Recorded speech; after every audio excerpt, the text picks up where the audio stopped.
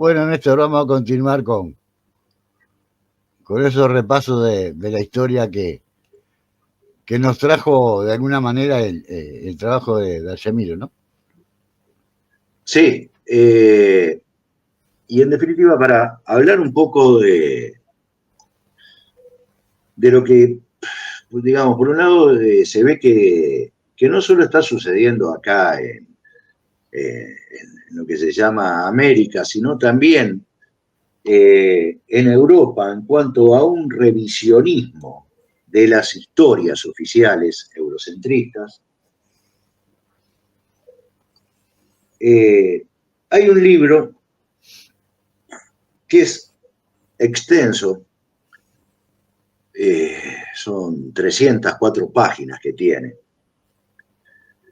que lo hace una mujer que es Luisa Isabel Álvarez de Toledo, duquesa de Medina Sidonia.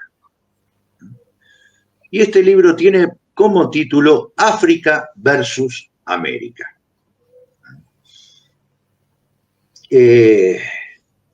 Vuelvo a repetir, es un libro extenso con muchísima información, en la cual ella trata de demostrar documentalmente, por un lado, o sea, basada también en lo que son los textos bíblicos o los textos hebreos, cristianos, textos musulmanes y leyendas, ¿no? También de esos orígenes, leyendas griegas y demás, en el cual ella trata de demostrar fundamentalmente que lo de la llegada de Colón y el famoso descubrimiento es una mentira, ¿no? Y aporta muchísimos datos en los cuales ella demuestra que allende el mar o allende el mar ya se conocía el territorio americano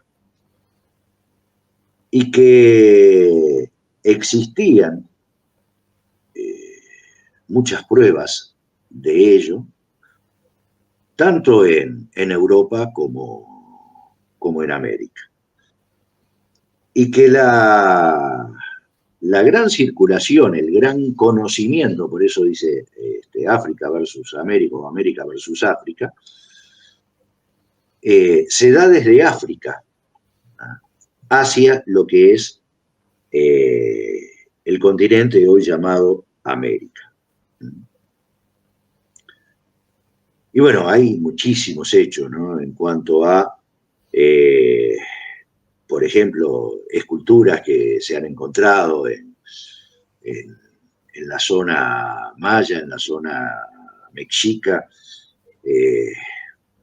de figuras barbadas, por ejemplo, profusamente barbados, que no tienen nada que ver con los pueblos originarios. Figuras con características típicas de los africanos. La nariz ancha, los labios muy voluminosos, el pelo crespo, que tampoco tienen nada que ver con la fisonomía de los pueblos originarios nuestros. Y otro montón de relaciones que hace en estas 304 páginas, en cuanto a productos, por ejemplo, que se encontraron en América. Por ejemplo, cita que en la isla de Santa Catarina, lo que hoy es Florianópolis, los portugueses, cuando descubren la isla, encuentran que había plantaciones de caña de azúcar. ¿Ah? Y la caña de azúcar no es originaria de América. O sea, ¿cómo llegó la caña de azúcar a América? Por un lado. Por el otro, a modo de ejemplo también,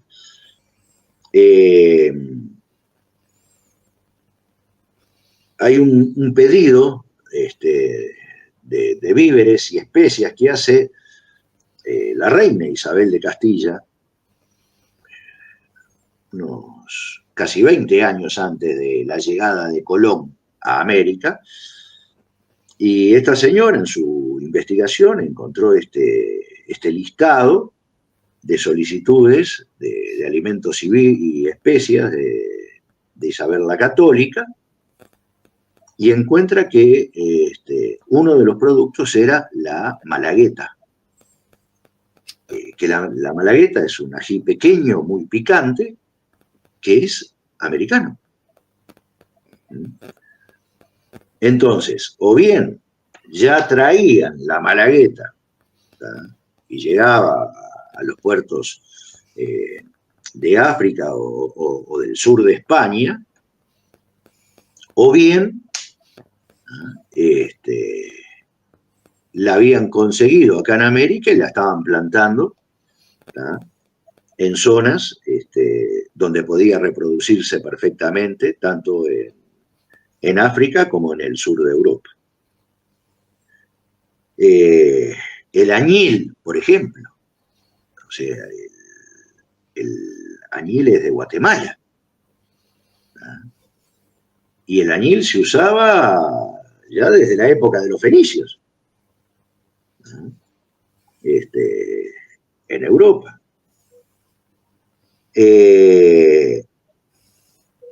Hay relatos de los cronistas que llegaron acá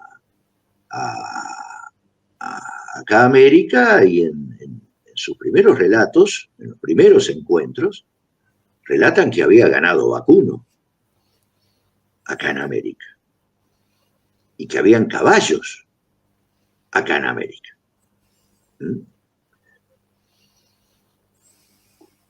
Bueno, toda la similitud de términos que se utilizan en lo que es la parte de África al norte del desierto del Sahara, que coinciden con términos que utilizaban los originarios de acá. Por lo cual Colón, por ejemplo, para su cuarto viaje, solicita 2 traductores arábigos para poder entenderse con los pueblos originarios de acá. Y bueno, va a ser imposible, o sea, otra de las cosas, por ejemplo, el oro, que la producción de oro que tenía Europa, o que podían sacar de África, de una África prácticamente virgen, no daba, o sea, dio para manejar el oro en determinada época, digamos, en Europa, muy limitado. Y pone, por ejemplo, que hasta 1430 y pico, en Portugal las monedas solamente se acuñaban en cobre. Pero 20 años más tarde hacen una emisión, o sea, hacen 24 emisiones de monedas de oro, todas con distinto dibujo. Por lo tanto, demuestra de que la producción de oro y de África no era suficiente para el circulante en oro, que a partir de los años 1440, 1450 empieza a circular en Europa. O sea, mucho antes de la llegada de Colón. Pero me pareció interesante compartir en el día de hoy lo que es un resumen del prólogo que le hace a este libro de Luisa Isabel Álvarez de Toledo un señor llamado Hashim Ibrahim Cabrera. Y el prólogo empieza diciendo, esgrimiendo por pretexto la sustitución de topónimos que acompañó a la conquista, el emperador ordenó en 1536 secuestro general de cartas de marear, o sea, cartas de marítimas, ¿no? Mapas y croquis de propiedad pública o privada. Encargada la limpia al oidor Juan Suárez de Carvajal, formó equipo de astrónomos, cosmógrafos y geógrafos eminentes para llenar el vacío, componiendo padrón o mapamundi actualizado. De la quema, dice Cabrera, se salvó la carta de Juan de la Cosa, fechada en 1500, que ofrece la anomalía de perfilar costas no descubiertas como el Golfo de México y la península de la Florida.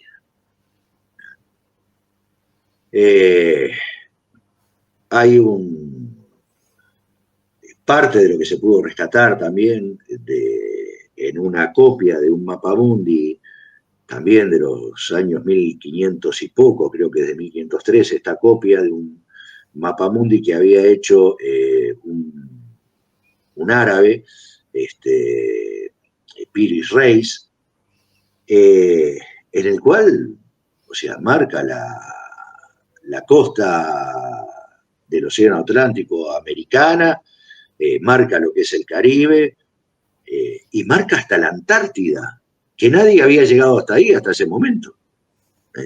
Hace todo el contorno, pero perfecto, de lo que es la parte atlántica, digamos, de la Antártida. Bueno, sigo con esto.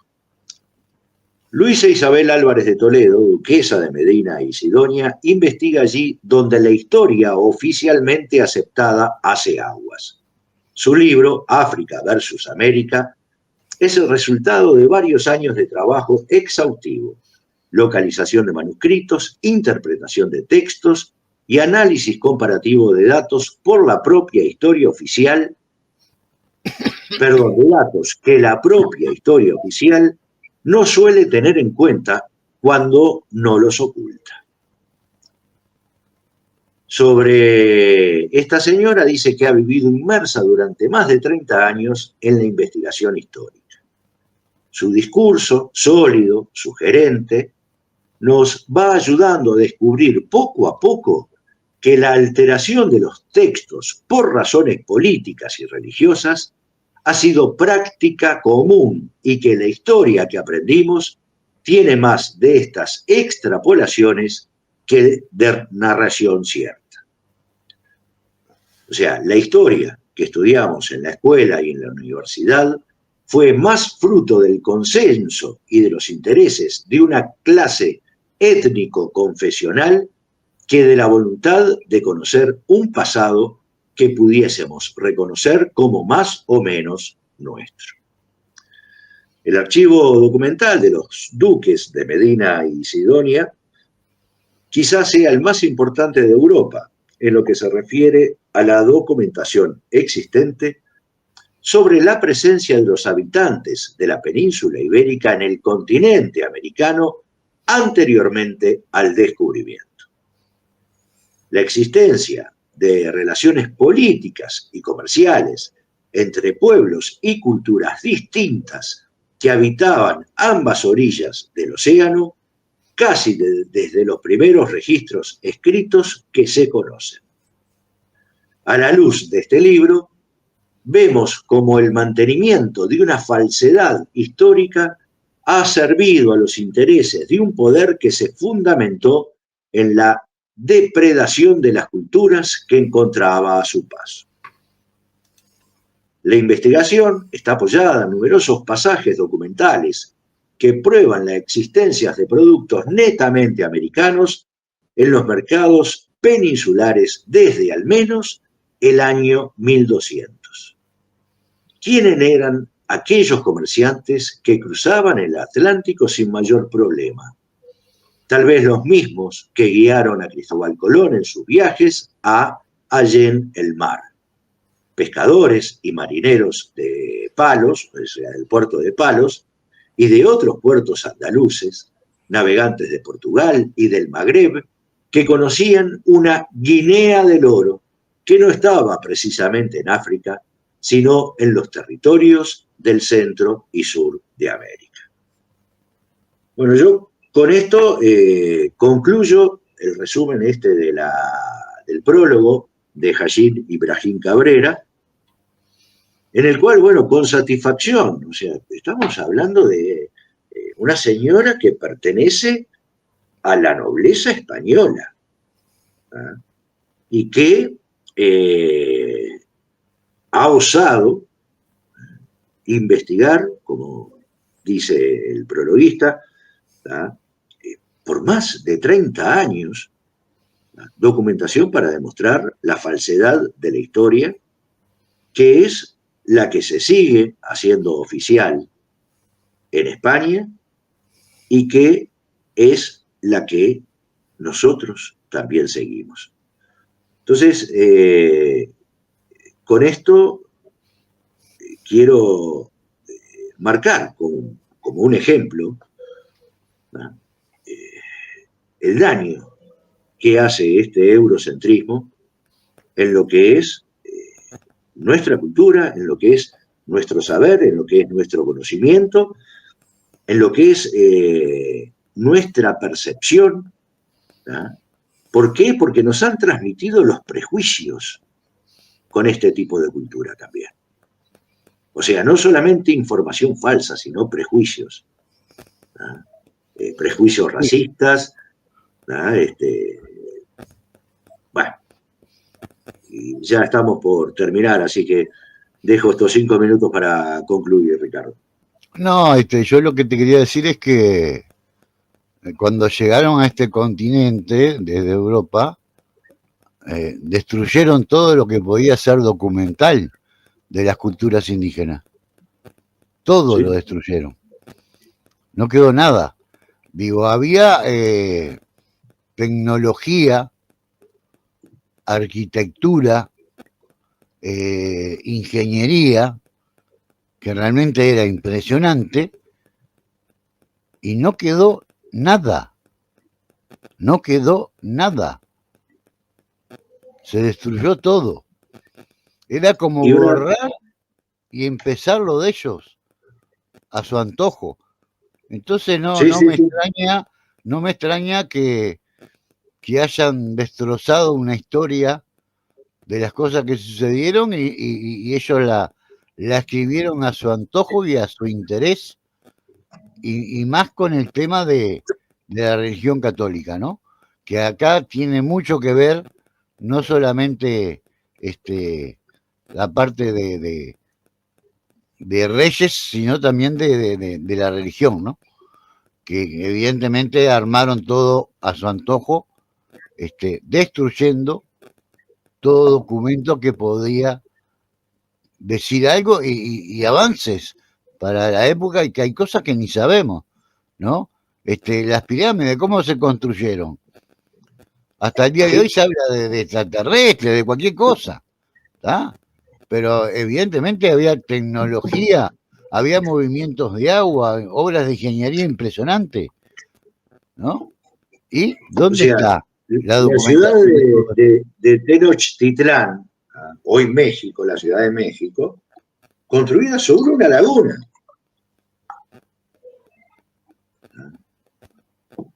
O sea,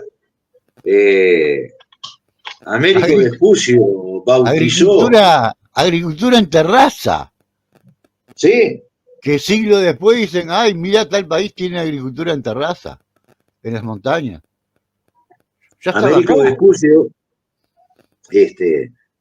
bautizó, cuando entra por lo que es hoy el Golfo de Venezuela y el lago de Maracaibo, y entra al lago de Maracaibo y se encuentra todas unas construcciones hechas de palafitos por los pueblos originarios.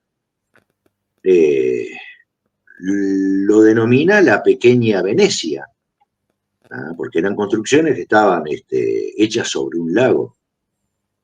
O sea, evidentemente Américo Vespucio no escuchó hablar cuando bautiza a eso como la pequeña Venecia o la Venezuela. Todavía no se tenía conocimiento de Tenochtitlán, construida sobre una laguna, pero que era una ciudad, no eran ranchos sobre palafitos. Pero... Bueno, sin irnos lejos, Néstor, en los cerritos indios que hay acá en Uruguay, que se investigó en Rocha, de un tamaño considerable, que se encontraron que había habitaciones amplias, que había una parte de cementerio, sí, pero había habitaciones amplias donde evidentemente vivían, había un sector de agricultura subterránea que de alguna manera entraba luz para evidentemente poder cultivar, pero también descubrieron que llevaban agua al lugar. Entonces había una obra de ingeniería para que el agua llegara al lugar. Sí, un acueducto. Entonces, digo, eran simples nómades, cazadores, recolectores, caza y pesca. Bueno, eso es una de las cosas con las cuales yo también le comenté al Yemiro, ¿no? Que a mi criterio ellos no eran nómades totales, sino que de algún modo lo pone Arcemiro, ¿no? Cuando decía que se movían de acuerdo a las estaciones, ¿no? O sea, para mí o eran seminómades o semiestacionarios y que de acuerdo a un territorio que, por ejemplo, no tiene nada que ver con lo que está más cerca de la línea del Ecuador, donde no hay diferencia de temperatura en las estaciones, que la diferencia está marcada por 6 meses de lluvia y 6 meses de sequía, pero la temperatura es la misma, prácticamente. Ahí evidentemente hacia acá se sienten los cambios de temperatura. ¿Sí? Y, o sea, que en invierno buscaran una zona más abrigada, más protegida, perfecto, durante el frío y durante el calor, que se acercaran más a la costa del Río de la Plata o la costa oceánica también. ¿Ah? Pero, o sea, esto lleva, ¿ah? Que para mí no eran nómades totales, sino eran nómades estacionarios. ¿Ah?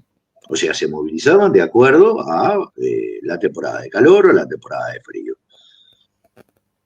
Que eso además también les permitía que los cotos de caza se renovaran, que poder aprovechar distintas frutas silvestres o autóctonas en las distintas estaciones. Y, otra cosa, Néstor, sí. viste que cuando aparece algo, se descubre algo, enseguida te van a decir, no, charrúa no es, te van a meter que es guaraní o era una cultura anterior a los charrúas, lo de los cerritos indígenas. Sí, los arachanes. Sí, entonces, ¿qué pasa? Hicieron una prueba de ADN, de restos que se encontraron ahí, con el ADN de Baimaca que está, y están relacionados. Exacto. Son de la familia. Entonces, esta vez hay una prueba científica que se tiene que meter la lengua, ¿sabes dónde? Y no buscar para otro lado y seguir negando al charrúa. ¿Ah? Ahí hay una prueba científica que eran lo mismo, el mismo ADN. Sí, sí, sí. Sí, pero también están lo que te pueden decir, no, lo que pasa es que no hay certeza de que Baimaca era puramente charrúa, podría estar mezclado con guaraní porque la estatura que tenía era por debajo de la media de los charrúas que se marcaba. O sea, hasta igualar en vida. El ninguneo siempre va a estar. El ninguneo siempre va a estar. ¿Ah? O sea que esto me acuerda. Nadie niega que Guaymaca fue una figura charrúa, por más que estuviera mezclado con guaraní, con lo que vos se te antoje. Guaymaca fue una figura charrúa en la historia, ¿tá? Y bueno, de esos cerritos indígenas donde se encontró todo eso tan valioso, está vinculado con Guaymaca. Les guste o no. Vos sabés que esta gente, ¿no? Que tratan de justificar, y con esto cierro ya, me hace acordar a un viejo chiste, ¿tá? En el cual llega uno al velatorio, se para al lado del féretro y lo mira y dice con voz angustiada, dice: Carlitos, dice, yo te dije que te ibas a morir así si seguías fumando, que el cigarro te iba a llevar a la muerte. Y se acerca a la esposa del difunto y dice: disculpe, señor, pero lo atropelló un camión. Y él mira el féretro, la mira a la mujer y me dice: seguro que cruzaba para ir a comprar cigarros. Entonces, claro, tratan de justificar todo siempre para el lado que le conviene, pero está. Yo prefiero seguir siendo antiacadémico, seguir viendo la historia del modo que la veo, y si alguien no está de acuerdo, bueno, compartiremos las discrepancias, y si se puede sacar algo en limpio, muchísimo mejor. Ahora, si me debaten sin argumentos, yo, bueno, voy a seguir repitiendo y pensando lo mismo. Y con esto corto. Bueno, se nos fue el programa. La verdad que se picó un poquito a lo último ahí con ese libro de África versus América, ¿era? Sí. La verdad que interesante, ¿no? Pero evidentemente que no le podemos creer nada, ¿viste? Y más cuando, como te decía, si destrozan todo para que no quede ningún vestigio de la escultura indígena, ¿por qué lo hicieron? Sí. ¿Por qué hicieron eso? Y bueno. Borrar de la memoria, ¿tá? Y la historia la escribo yo, que soy el vencedor. Y tuvo mucho que ver la religión. Por algo en los templos indígenas, en el mismo lugar que los tiraban abajo, construían una iglesia, ¿viste? Y hacían vírgenes parecidas a figuras la espada originales. Y la cruz. Exacto. Y qué casualidad, tienen una forma similar, ¿no? Sí. Son unos reverendos creyentes. Hasta el próximo jueves. Bueno, hasta el próximo jueves, Ricardo, y un abrazo grande para vos y para toda la audiencia. Ni hablar para todos, y bueno, vamos a esperar a la otra parte de lo que escribió Argemiro, para ver el enfoque que le dio, ¿no? Eso de tener que tomar referencias de gente que escribió, como que limita un poco la libertad de expresarse de la visión que puede tener el que lo hace, ¿no? Pero eran las reglas, vamos a decir. Sí. La regla del juego académico. Vamos a ser antiacadémicos juntos. Nos vemos. Nos vemos, Ricardo. Abrazo. Somos mensajeros de la memoria. Rescatamos lo oculto de la historia. La palabra fue negada en un momento con el fundamento que fue sobrevivir. Oyendao, memoria viva, Oyendao. Los invitamos a compartir nuevamente Marquemos un norte el próximo jueves, 20 horas. Por stream en nuestro canal de YouTube, Marquemos un Norte. Defendemos cultura, autodeterminación, territorio e identidad. La historia no se puede cambiar, pero se debe decir la verdad.